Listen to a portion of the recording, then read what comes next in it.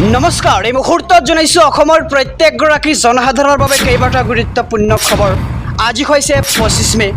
আজিৰ দিনটোতে অসমৰ লগতে ভাৰতবৰ্ষৰ বিভিন্ন প্ৰান্তৰ পৰা কেইবাটা গুৰুত্বপূৰ্ণ খবৰ যুগুত কৰা হৈছে। এই মুহূৰ্তত জনাইছো আজিৰ প্ৰথমটো খবৰেই ৰাজ্যবাসীৰ বাবে এটা ডাঙৰ খবৰ।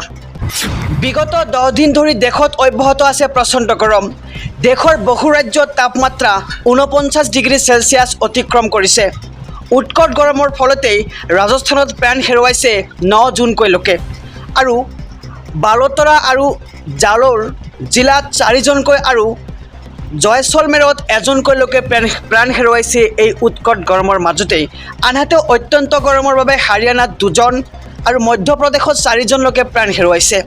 গৰমৰ বিপৰীতে প্ৰচণ্ড বৃষ্টিপাতৰ বাবে হোৱা বান আৰু বজ্ৰপাতৰ ফলত কেৰালাত 7জন লোকৰ মৃত্যু হয়। সমগ্ৰ উত্তৰ ভাৰতৰ লগতে দেশৰ আন প্ৰান্তত প্ৰচণ্ড তাপদখনে জনসাধাৰণৰ জীৱন অসহনীয় কৰি তুলিছে আৰু কোনো অঞ্চলত তাপমাত্ৰা 50 ডিগ্ৰী চেণ্টিগ্ৰেডলৈ বৃদ্ধি পোৱা বুলি বতৰ বিজ্ঞান কেন্দ্ৰই জানিবলৈ দিছে।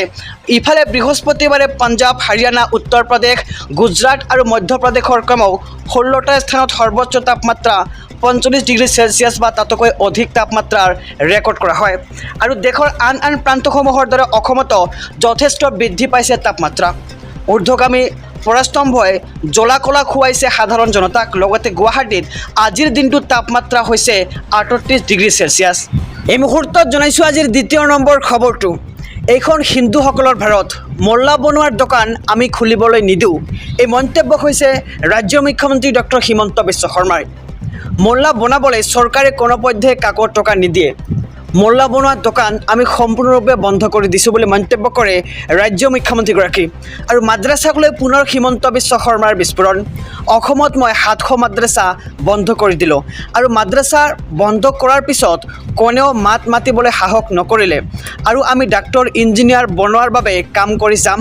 এইবাৰ মুছলমানৰ সংৰক্ষণ আমি সম্পূৰ্ণৰূপে বন্ধ কৰি দিম আৰু জ্ঞানব্যাপী মছজিদৰ সলনি নিৰ্মাণ কৰিম মন্দিৰ আৰু সমগ্ৰ দেশতে আমি বলবৎ কৰিম UCC। কোনেও 3টা-4টাকৈ বিবাহ কৰিব নোৱাৰিব আৰু নিৰ্বাচনী সভাত মুখ্যমন্ত্ৰী হিমন্ত বিশ্ব শৰ্মাৰ এই হুংকাৰ আৰু এইখন হিন্দুসকলৰ ভাৰত বুলি তেওঁ মন্তব্য কৰে। লগতে কৈছে যে মল্লা বনোৱাৰ দোকান আমি খুলিবলৈ নিদিওঁ এইখন ভাৰতত আৰু মল্লা বনাবলৈ চৰকাৰে কোনোপধ্যে কাকো টকা নিদিয়ে বুলি মন্তব্য মুখ্যমন্ত্ৰীগৰাকীৰ। এই মুহূৰ্তত জনাইছোঁ আজিৰ 3 নম্বৰ খবৰটো। চাৰ্জত লগাই আপুনিও ব্যৱহাৰ কৰি আছে নেকি মোবাইল ফোন? এইবাৰ এইখন অসমতে সংঘটিত হ'ল এক ভয়ংকৰ ঘটনা, কিয়নো এইবাৰ উৎকট গৰমে দহিছে ৰাজ্যবাসীক আৰু এই গৰমত যদি আপুনি চাৰ্জত দি মোবাইল ব্যৱহাৰ কৰি আছে তেন্তে আপোনাৰ বাবে এটা অত্যন্ত জৰুৰী খবৰ। চাৰ্জ দি মোবাইলেৰে কথা পাতি থাকোঁতেই ঘটিল এক ভয়ংকৰ বিস্ফোৰণ। মোবাইল বিস্ফোৰণৰ ফলত এজন কামাণ্ডোৰ কৰুণ মৃত্যু হয়। চাৰ্জত দি মোবাইলেৰে কথা পাতি আছিল কামাণ্ডোজনে আৰু তেনে সময়তে মোবাইল বিস্ফোৰণ ঘটি কামাণ্ডোজনৰ মৃত্যু হয় আৰু ডিমৰ লাইবিলত সংঘটিত হৈছে এই শোকাবহ ঘটনা। মৃত্যু হোৱা কামাণ্ডোজনৰ নাম অমৰজ্যোতি টাইট আৰু হাইলাকান্দিত কৰ্মৰত আছিল কামাণ্ডো অমৰজ্যোতিয়ে। আৰু চাৰ্জত লগাই যদি আপুনি মোবাইল ব্যৱহাৰ কৰিছে তেন্তে সাৱধান হওক, কিয়নো এবাৰ উৎকট গৰমে ধৰিছে ৰাজ্যবাসীক। যদি আপুনি চাৰ্জত দি মোবাইল ব্যৱহাৰ কৰি আছে তেন্তে এতিয়াৰ পৰা আপুনি এই অভ্যাস পৰিহাৰ কৰক। এই মুহূৰ্তত জনাইছোঁ আজিৰ 4 নম্বৰ খবৰটো। ৰাজ্যবাসীৰ বাবে এটা ভাল খবৰ। উৎকট গৰমৰ মাজতে ধাৰাসাৰ বৰষুণৰ সম্ভাৱনা। 40ৰ পৰা 50 কিলোমিটাৰ বেগেৰে আহিব এই ধুমুহা বৰষুণ আৰু বৰষুণক লৈ অৰেঞ্জ এলাৰ্ট জাৰি কৰিলে বতৰ বিজ্ঞান কেন্দ্ৰই। আজিৰ পৰা ৰাজ্যত ধাৰাসাৰ বৰষুণৰ সম্ভাৱনা আৰু 27 মে'ত 13খন জিলাত অৰেঞ্জ এলাৰ্ট জাৰি কৰিছে বতৰ বিজ্ঞান কেন্দ্ৰই।